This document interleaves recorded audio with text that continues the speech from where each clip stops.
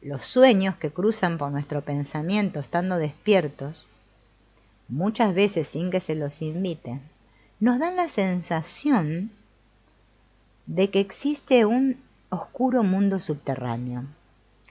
Durante el sueño, sin embargo, cuando las restricciones han caído parcialmente, nos movemos mucho más cerca de ese mundo. Bien.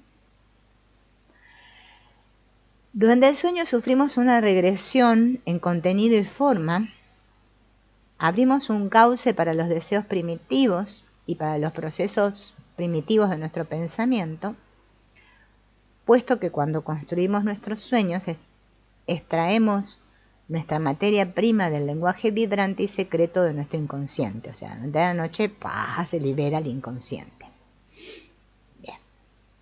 En los sueños encontramos un ámbito del pensamiento en el que abundan las contradicciones, donde las leyes de la realidad objetiva no pueden ser aplicadas, donde las imágenes cambian y se funden, donde la relación entre causa y efecto se anula, y donde el tiempo, el pasado, el presente y el futuro son un todo. Durante los sueños se puede concentrar un conjunto de sentimientos aglutinados alrededor de una sola imagen, fusionándose y enfocando múltiples significados.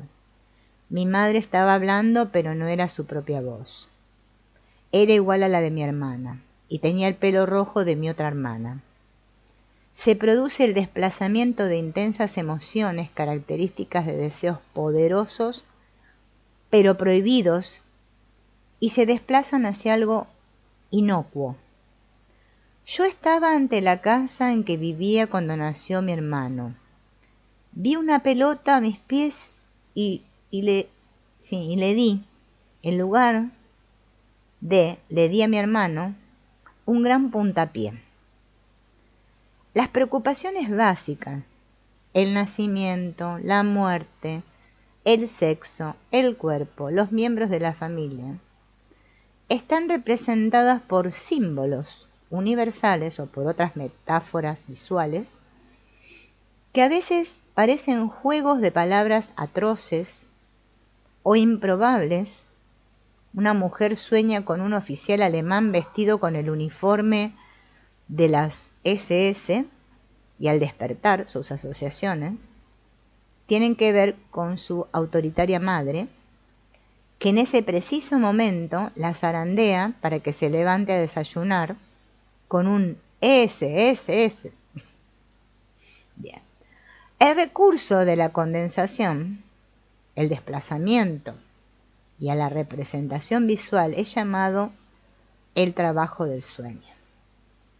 La parte lógica de nuestra mente que sueña, al igual que un editor que revisa un artículo difícil de leer, también juega un papel en la formación de nuestros sueños.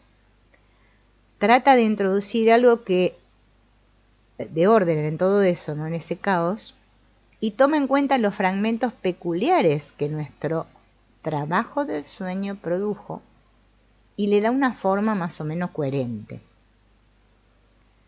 Y eso es lo que recordamos al despertar. Entonces, lo que recordamos de los sueños ha sido denominado por Freud el contenido manifiesto del sueño. El significado del sueño es el contenido latente.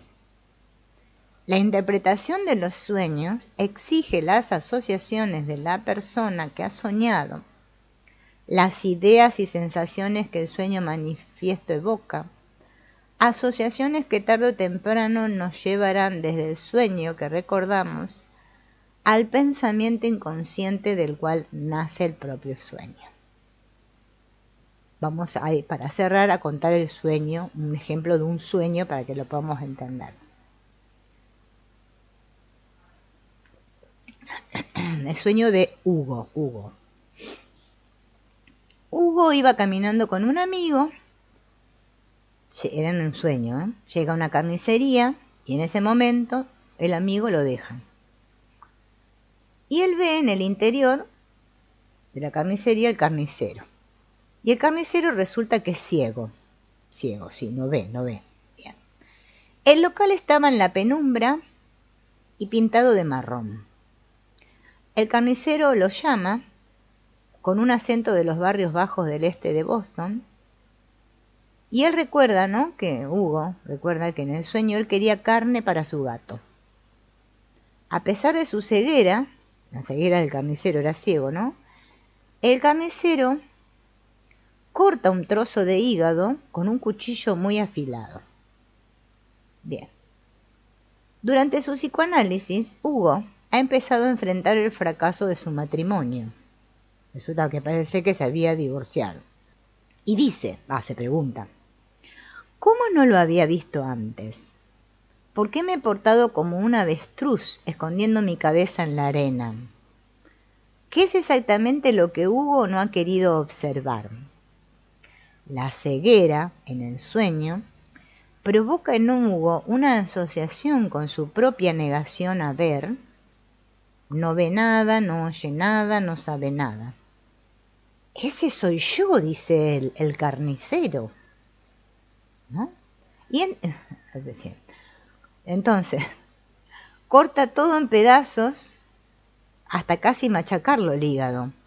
Y entonces su asociación lo enfrenta cara a cara con lo que él temía observar.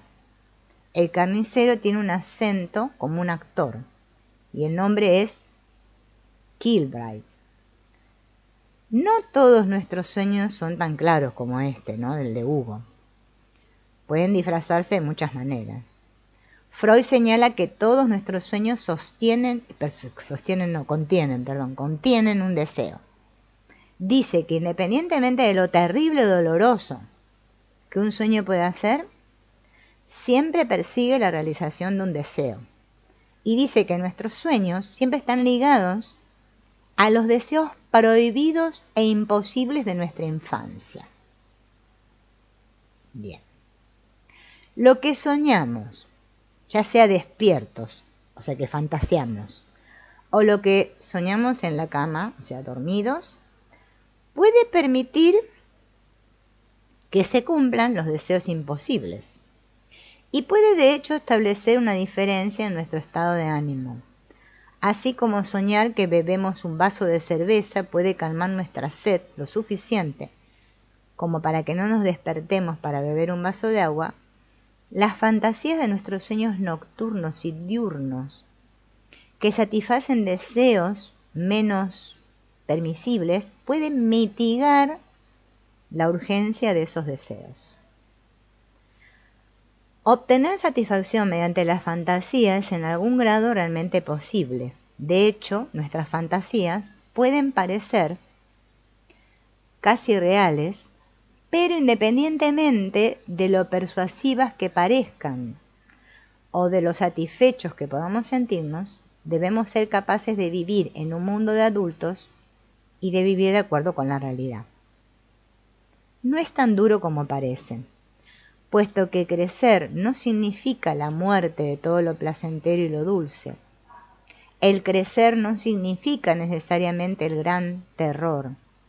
Y a medida que nos convirtamos en lo que la autora denomina el adulto sano, dueño de una inteligencia adulta, de fuerzas y habilidades adultas, habrá pocos de nosotros que elegirán volver a la condición de niño, puesto que como adultos sanos podemos abandonar y ser abandonados, podemos sobrevivir fácilmente por nuestros propios medios, pero también somos capaces de establecer compromisos y relaciones íntimas, de unirnos y de separarnos, de estar próximos a alguien y de estar solos, de relacionarnos en diversos niveles de intensidad, estableciendo vínculos afectivos que pueden reflejar los diversos placeres de dependencia, reciprocidad y generosidad.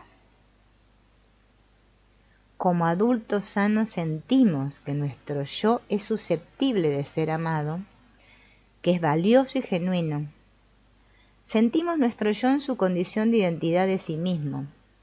Nos sentimos únicos Y en lugar de ver a nuestro yo como la víctima pasiva de nuestro mundo interior y exterior, como un destinatario de la acción indefenso y débil, reconocemos que nuestro yo es el sujeto responsable y la fuerza determinante de nuestras vidas.